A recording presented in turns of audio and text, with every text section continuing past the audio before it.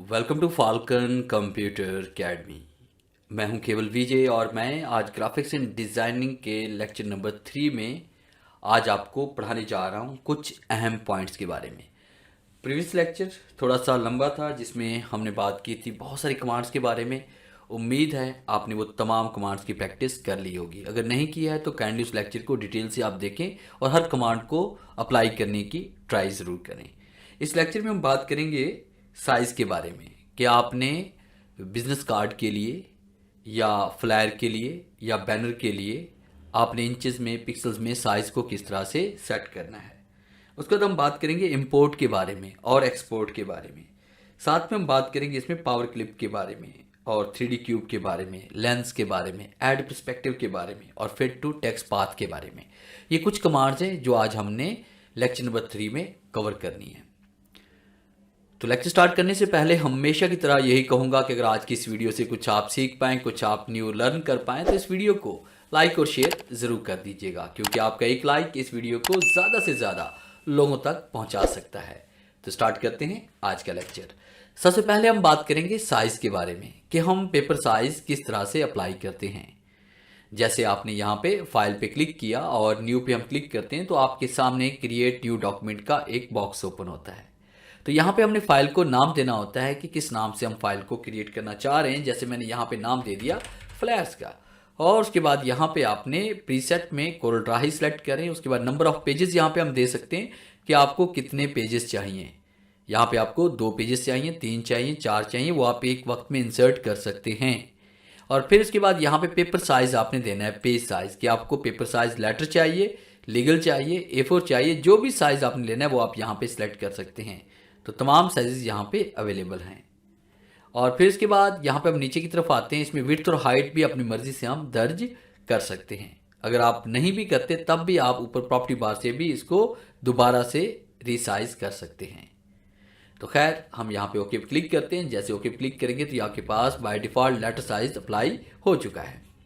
अब उसके बाद यहाँ पे हमने पेपर साइज देना है। फर्स्ट कीजिए कि फ्लायर के लिए A4 साइज पे हम इसको डिज़ाइन करना चाह रहे हैं और A4 साइज फ्लायर के लिए हम यहाँ पे देंगे इंचेस में। तो आपने यहाँ पे प्रॉपर्टी बार से इंचेस पे आपने क्लिक करना है और उसके बाद यहाँ पे हम पेपर साइज 8.5 दर्ज नहीं करेंगे। यहाँ पे हम साइज देंगे इसमें 7.75, यानी आपने जो भी साइज देना है विड्थ वो उसके 8 इंच से कम ही होनी चाहिए।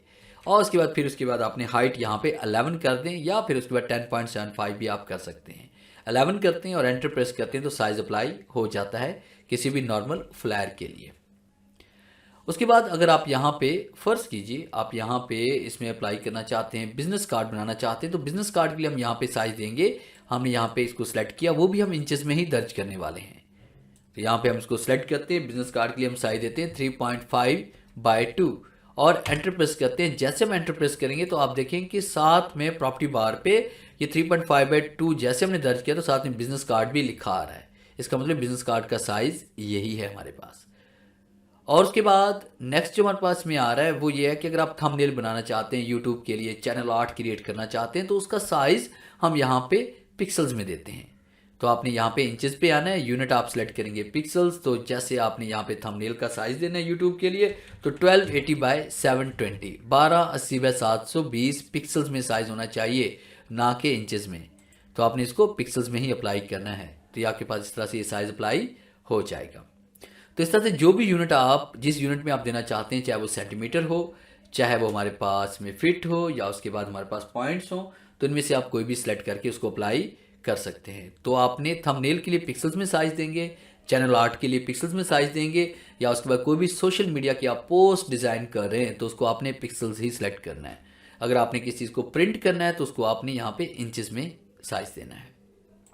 तो ये था साइज के बारे में कुछ मालूमात जो आपने अप्लाई करनी है।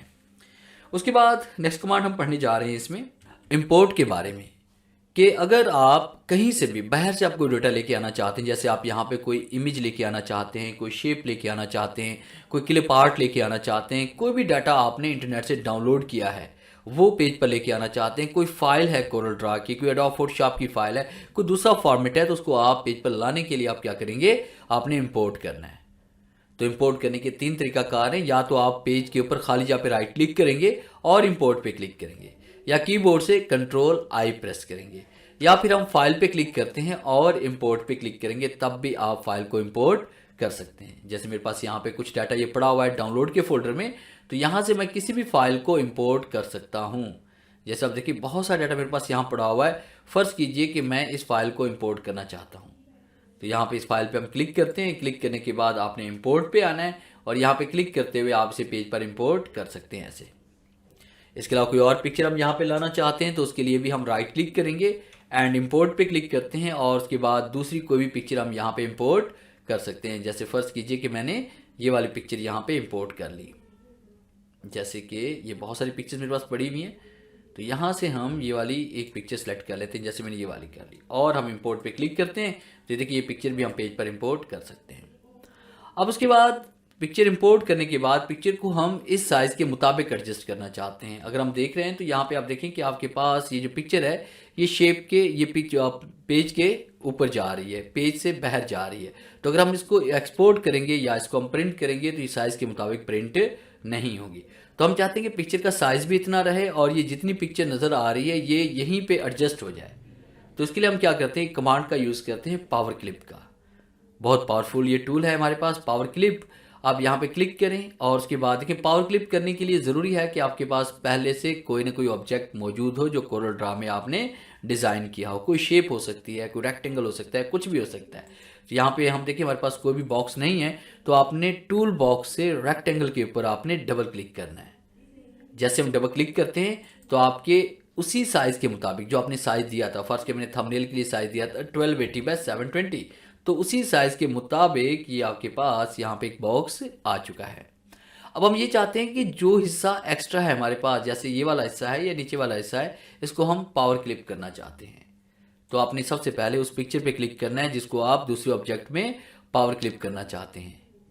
फिर इसके बाद आपने ऑब्जेक्ट पे आना है, पावर क्लिप पे आएंगे और प्लेस इनसाइड फ्रेम पे क्लिक करना है। प्लेस इनसाइड फ्रेम पे क्लिक करने के बाद देखिए आपके पास यहाँ पे कसर आ चुका है और आपने उस आउटलाइन पे क्लिक करना है जिस बॉक्स के अंदर आप इसको पावर क्लिप करना चाहते हैं। अब देखिए जैसे मैंने क्लिक किया तो ये बाकी एक्स्ट्रा हिस्सा जितना भी था वो सारा रिमूव हो चुका है और इसी के अंदर आपकी पिक्चर एडजस्ट हो चुकी है। इसी तरह से अगर हम इसकी डायरेक्शन चेंज करना चाहते हैं, हम इसको एडिट करना चाहते हैं, हम चाहते हैं कि इसका रुख जो है पिक्चर का वो राइट की तरफ होना चाहिए, तो आप राइट क्लिक करें और क्या करना है, edit power clip. Add power clip पे क्लिक करने के बाद आपके सामने इस तरह से एडिटिंग मोड ओपन हो जाएगा। आपने पिक्चर पे क्लिक करना है और इसकी डायरेक्शन को हम यहाँ पे चेंज करेंगे, मिरर हॉरिजॉन्टल कर लेंगे। तो देखिए डायरेक्शन भी यहाँ पे चेंज हो चुकी है। अब इसको थोड़ा सा और बड़ा करना चाहते हैं, थोड़ा सा और भी इसको आप बड़ा करके दिखा सकते हैं और उसके बाद क्या करना है, इसको फिनिश करेंगे तो ये देखिए आपके पास यहाँ पे एडजस्ट हो चुका है। तो इस तरह से पावर क्लिप को हम अप्लाई भी कर सकते हैं और उसको एडिट भी कर सकते हैं। अब इसी पिक्चर को हम नीचे की तरफ फिल करना चाहते हैं तो इस पिक्चर पे हम क्लिक करते हैं। क्लिक करने के बाद हमने यहाँ पे देखिए यहाँ पे इसको एडजस्ट कर लेते हैं और इसको हम पावर क्लिप करने जा रहे हैं कि इसमें जो एक्स्ट्रा हिस्सा है ये रिमूव हो जाए। तो आपने ऑब्जेक्ट पे आना है, पावर क्लिप पे आएंगे, प्लेस इनसाइड फ्रेम और यहाँ पे क्लिक करें। ये देखिए पावर क्लिप हो चुका है हमारे पास। तो इस तरह से देखिए आपके पास ये पिक्चर एडजस्ट हो चुकी है। यहाँ पे क्लिक करते हैं, इसका बैकग्राउंड और कलर वगैरह हम कोई भी यहाँ पे चेंज कर सकते हैं। अब इसी पिक्चर को अगर हम एक्सपोर्ट करना चाहते हैं, फर्स्ट कीजिए कि हम यहाँ पे इसमें बैकग्राउंड कलर मैं थोड़ा सा और चेंज कर रहा हूँ। इस पिक्चर को हम एक्सपोर्ट करना चाहते हैं, इसको तस्वीरी शक्ल में हम भेजना चाहते हैं, इसको व्हाट्सअप करना चाहते हैं, सोशल मीडिया पे शेयर करना चाहते हैं, कहीं पर भी इसको हम पब्लिश करना चाहते हैं। तो इसे जेपीजी में एक्सपोर्ट करने के लिए या किसी और फॉर्मेट में एक्सपोर्ट करने के लिए सबसे पहले आपने इस पूरी पिक्चर को आपने सेलेक्ट करना है जिसको आप एक्सपोर्ट करना चाहते हैं। फिर इसके बाद कीबोर्ड से कंट्रोल ई प्रेस करेंगे या फिर फाइल पे क्लिक करेंगे और उसके बाद आपने एक्सपोर्ट पे क्लिक करना है। तो जैसे मैं एक्सपोर्ट पे क्लिक करते हैं तो आपके सामने यहाँ पे एक्सपोर्ट का ये बॉक्स ओपन हो जाता है। तो यहाँ डेस्कटॉप में सिलेक्ट करता हूँ और डेस्कटॉप पे मैं इस पिक्चर को एक्सपोर्ट कर रहा हूँ। फिर यहाँ पे फाइल नेम के बॉक्स में इसको नाम देना है। जैसे यहाँ पे मैंने इसे नाम दे दिया थंबनेल्स और उसके बाद यहाँ पे सेव एज टाइप, आपने यहाँ पे टाइप सेलेक्ट करनी है। आया कि आपने इसको पीडीएफ में एक्सपोर्ट करना है या पीएनजी में करना है या जेपीजी में करना है या बीएमपी में करना है या जिफ में करना है या ईपीएस में करना है। तो बहुत सारे फॉर्मेट्स आपके पास यहाँ पे मौजूद हैं। जो फॉर्मेट रिक्वायर्ड है आपको, आपने उसी फॉर्मेट को यहाँ पे क्लिक करके आपने सेलेक्ट करना है और उसके बाद फिर हम यहाँ पे सिलेक्टेड ऑनली कर लेंगे ताकि जो ऑब्जेक्ट सिलेक्ट है सिर्फ वही एक्सपोर्ट हो, बाकी एक्सपोर्ट ना हो।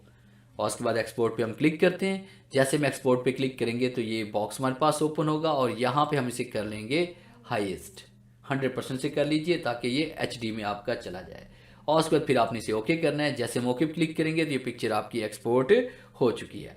अब कीबोर्ड से विंडो डी प्रेस करता हूँ और ये आप देखेंगे डबल क्लिक करते हैं तो ये पिक्चर हमारे पास यहाँ पे देखें इस फॉर्मेट में आ चुकी है। तो इस तरह से हम किसी भी इमेज को कोरोड्रा में डिज़ाइन करके एक्सपोर्ट कर सकते हैं।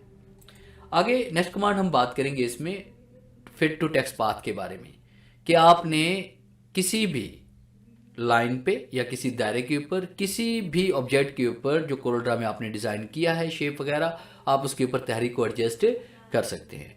जैसे फ़र्ज़ कीजिए कि मैंने यहाँ पे एक दायरा क्रिएट किया और उसके बाद मैं चाहता हूँ इस दायरे के ऊपर कोई भी तहरीर मैं यहाँ पे राइट करना चाहता हूँ।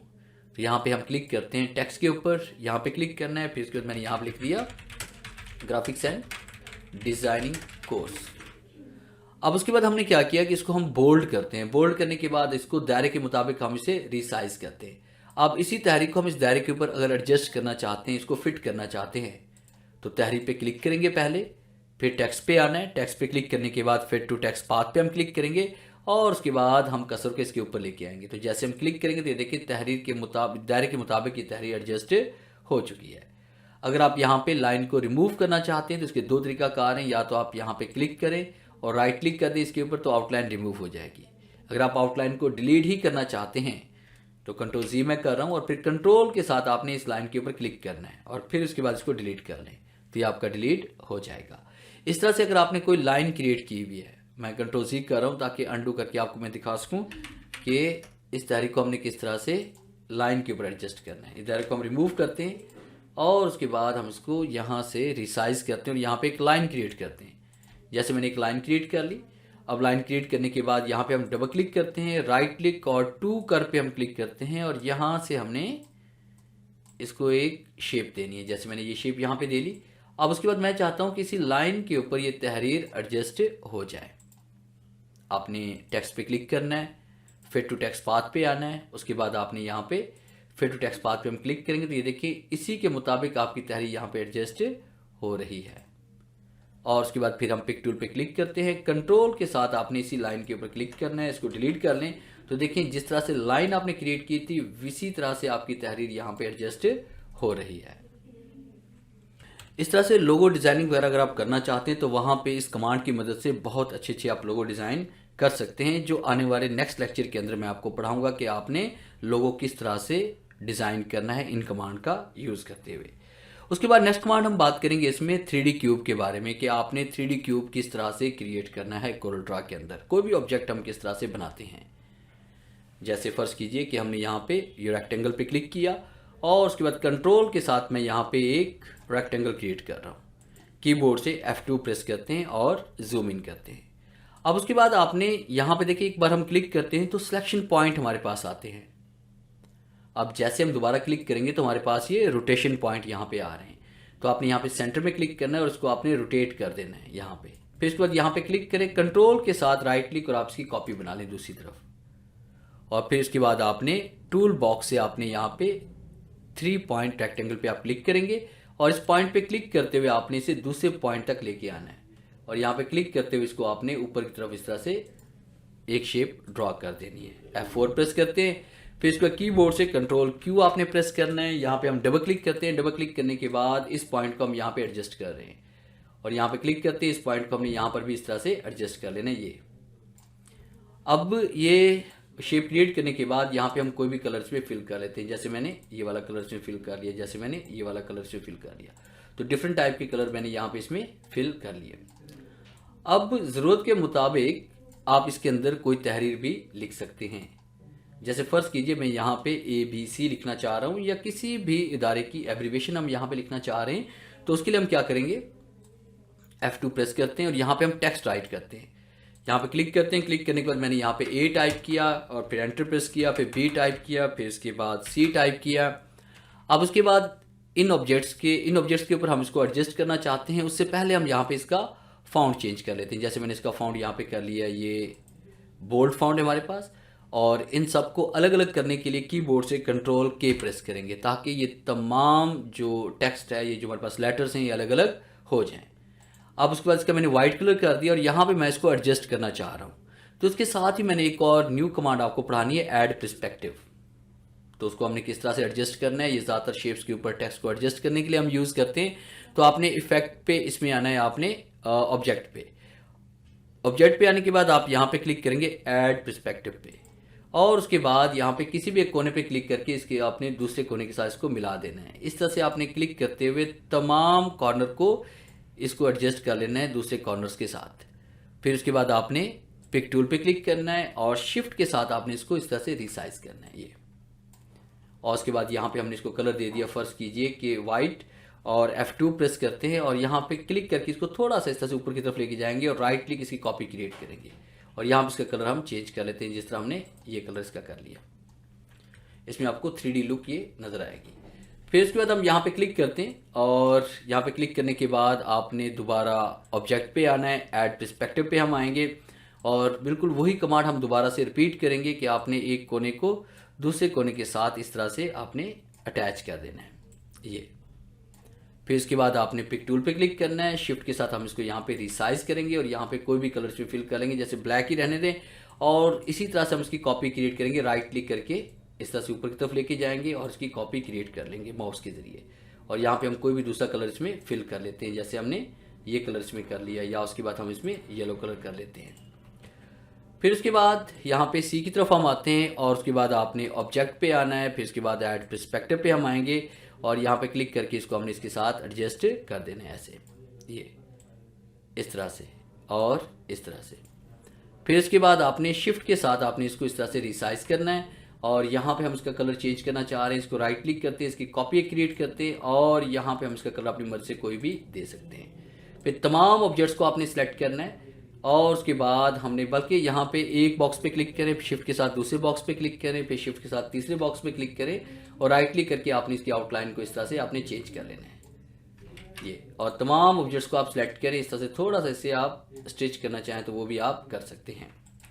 उसके बाद आपने लास्ट में यहाँ पे इसका शेड आपने क्रिएट करना है। यहाँ पे हम क्लिक करते हैं, क्लिक करने के बाद शिफ्ट के साथ आपने इसको इस तरह से बड़ा कर लेना है ये। और उसके बाद आपने क्या करना है कि यहाँ पे हमने तमाम ऑब्जेक्ट्स को हमने सिलेक्ट करना है। ये देखिए मैंने इसका साइज से मजीद बड़ा कर लिया। इस तरह से बाहर क्लिक करते हुए इस ऑब्जेक्ट के अलावा बाकी तमाम ऑब्जेक्ट्स, ये जो ब्लू ऑब्जेक्ट हमारे पास है जो शेप है, इसके अलावा बाकी तमाम ऑब्जेक्ट्स को आप सिलेक्ट करें, कीबोर्ड से Ctrl+G प्रेस करें या फिर राइट क्लिक और से ग्रुप कर लें। फिर इसके बाद शिफ्ट पेज अप करें और उसके बाद यहाँ पे क्लिक करते हुए आपने इसको इस तरह से ऊपर की तरफ लेके जाएंगे ये, जैसे यहाँ पे हम लेके जा रहे हैं। और आपने इसका कलर यहाँ पे कर लिया, फर्ज कीजिए ब्लैक।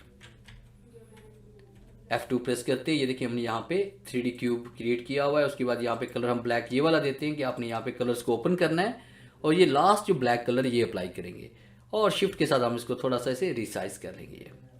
अब इसके ऊपर हमने यहाँ पे शेडो अप्लाई करना है कि हम इसको शेड की शक्ल देना चाहते हैं। तो सबसे पहले तो आप इसको राइट क्लिक करके इसकी आउटलाइन को आप रिमूव करेंगे और फिर उसके बाद आपने बिट मैप पे आना है, कन्वर्ट टू बिट मैप पे हम क्लिक करेंगे। कन्वर्ट टू बिट मैप पे क्लिक करने के बाद आपने ओके क्लिक करना है और फिर उसके बाद आपने इफेक्ट पे आना है और इफेक्ट पे आने के बाद फिर हम यहाँ पे क्लिक करेंगे इसमें ब्लर के ऊपर और उसके बाद गाजिन ब्लर के ऊपर आपने क्लिक करना है। और गाजिन ब्लर पे क्लिक करने के बाद यहाँ से आपने इसकी वॉल्यूम, इसकी रेशियो कम या ज़्यादा आप कर सकते हैं। और उसके बाद हम ओके क्लिक करते हैं और उसके बाद यहाँ पे कोने पे क्लिक करके इसको थोड़ा सा रिसाइज और कर ले ताकि शेड आपको प्रॉपर नज़र आए। तो इस तरह से आप शेड भी यहाँ पे अप्लाई कर सकते हैं। और उसके बाद लास्ट कमांड हम पढ़ने वाले हैं इसमें लेंस के बारे में कि लेंस इफेक्ट हम किस तरह से अप्लाई कर सकते हैं। ये भी लोगो डिज़ाइनिंग के लिए, डिफरेंट ऑब्जेक्ट्स वगैरह क्रिएट करने के लिए हम यूज़ करते हैं। जैसे फर्ज कीजिए कि मैंने यहाँ पे एक न्यू फाइल बना ली, पेज डाउन हम प्रेस करते हैं और उसके बाद ओके क्लिक करते हैं तो यहाँ पे देखिए हमारे पास ये पेज क्रिएट हो जाएगा। तो यहाँ पे मैंने एक दायरा क्रिएट किया इस तरह से, इसमें कलर फिल करते हैं और राइट क्लिक करके मैंने इसकी आउटलाइन को यहाँ से रिमूव कर दिया और F2 प्रेस करते हैं। यहाँ पे कंट्रोल के साथ राइट क्लिक से कॉपी बना ले, Ctrl+R प्रेस करेंगे तो ये रिपीट होता जाएगा। और फिर उसके बाद F3 प्रेस करें, तमाम ऑब्जेक्ट्स को आप सिलेक्ट करें, इसको यहाँ पे रिसाइज कर लें और कंट्रोल के साथ फिर इस तमाम ऑब्जेक्ट्स की राइट क्लिक करके कॉपी क्रिएट कर लें। इस तरह से आपने राइट क्लिक करके नीचे की तरफ आपसे लेके इनकी कॉपीज क्लिक करें, Ctrl+R इसको रिपीट कर लें। और तमाम ऑब्जेक्ट्स को आपने इस तरह सेलेक्ट करना है, कंट्रोल जी इसका ग्रुप बना लें। उसके बाद फिर आपने यहाँ पे कंट्रोल के साथ आपने एक दायरा क्रिएट करना है ऐसे, और दायरा क्रिएट करने के बाद दायरे के ऊपर आप क्लिक करेंगे और उसके बाद आपने इफेक्ट पे आना है और लेंस पे आपने क्लिक करना है। और उसके बाद लेंस पे जैसे हम क्लिक करते हैं तो लेंस के राइट साइड की तरफ हमारे पास ये पैनल ओपन हो जाता है। तो नो लेंस इफेक्ट हमारे पास यहाँ पे एक्टिव है। यहाँ पे क्लिक करके हमने फिश आई इफेक्ट पे क्लिक करना है और उसके बाद यहाँ पे फ्रोजन और व्यू पॉइंट पे हम क्लिक करेंगे और उसके बाद यहाँ से हमने इसकी रोटेशन यहाँ से इसकी बढ़ा भी सकते हैं। यहाँ पे क्लिक करते हैं, इसको हम बढ़ा भी सकते हैं। यहाँ पे देखिए इस तरह से, जैसे मैंने रेट इसका बढ़ा दिया फ्रोजन का, यहाँ पे 100% मैंने कर दिया। और उसके बाद व्यू पॉइंट पे हम क्लिक करते हैं। व्यू पॉइंट भी आप यहाँ पे इसका चेंज कर सकते हैं, देखिए इस तरह से ये। और उसके बाद हम खाली जगह पे क्लिक करते हैं और पिक टूल पे क्लिक करें और फिर यहाँ पे क्लिक करते हैं, इसको आपने एक साइड पे लेके आना है। यहाँ पे क्लिक करते हैं ऐसे और उसे उठाकर एक साइड पे लेके आए और तमाम ऑब्जेक्ट्स बाकी को डिलीट कर लें। इसी ऑब्जेक्ट की राइट क्लिक करके आपने इसकी आउटलाइन यहाँ से रिमूव कर देनी है। ये तो देखिए आपके पास ऐसा लग रहा है जैसे कोई बाउल पड़ी हो। इसी तरह से आपके पास कोई स्टार है, जैसे मैंने ये स्टार बना लिया। राइट क्लिक करके हम यहाँ पे इसकी आउटलाइन को रिमूव करते हैं और कंट्रोल के साथ राइट क्लिक करके इसकी कॉपी क्रिएट करते हैं। Control R control R control R control R कर लेते हैं। तमाम ऑब्जेक्ट्स को हम फिर सिलेक्ट करते हैं, इसको रिसाइज करते हैं और कंट्रोल राइट क्लिक हम इसकी कॉपी फिर से क्रिएट करते हैं। फिर F3 प्रेस करते हैं और उसके बाद तमाम ऑब्जेक्ट्स को आपने सेलेक्ट करना है। कंट्रोल के साथ फिर राइट क्लिक इसकी कॉपी क्रिएट करें, control R control R control R control R, इसको हम रिपीट कर लेते हैं। फिर तमाम ऑब्जेक्ट्स को आप सेलेक्ट करें, कीबोर्ड से कंट्रोल जी प्रेस करें और कंट्रोल के साथ आपने फिर एक दायरा क्रिएट करना है। वही कमांड हम दोबारा अप्लाई करेंगे कि आपने फिश आई पे क्लिक किया और यहाँ पे क्लिक करके आप इसकी रेशियो यहाँ से बढ़ा भी सकते हैं, जिस तरह मैंने ये रेशियो इसकी बढ़ा दी। इस तरह से ये अप्लाई करने के बाद आपने इनको क्लिक करके एक साइड पे ले जाएं और फिर उसके बाद इस ऑब्जेक्ट को हम डिलीट कर लेते हैं और दोबारा वही अमल हम दोबारा दोहराते हैं कि आपने कलर्स को ओपन करना है, राइट क्लिक करके इसकी आउटलाइन को रिमूव कर देना है। तो इस तरह से देखें आपके पास ये ऑब्जेक्ट हम तैयार कर सकते हैं। तो ये था हमारा आज का लेक्चर, जिसमें मैंने आपको पढ़ाया कि आप किस तरह से फिट टू टेक्स्ट पाथ का यूज़ कर सकते हैं, पेपर साइज का यूज़ कर सकते हैं, लेंस का यूज़ कर सकते हैं, इंपोर्ट का और एक्सपोर्ट का यूज़ आपने किस तरह से करना है। तो उम्मीद है आज की इस लेक्चर में बहुत कुछ न्यू सीखने को मिला होगा। अगर आज की वीडियो अच्छी लगी है तो इसे लाइक कीजिए और अपनी कीमती राय कमेंट्स में ज़रूर दीजिएगा। तो मिलते हैं हम नेक्स्ट लेक्चर में, तब तक के लिए गुड बाय।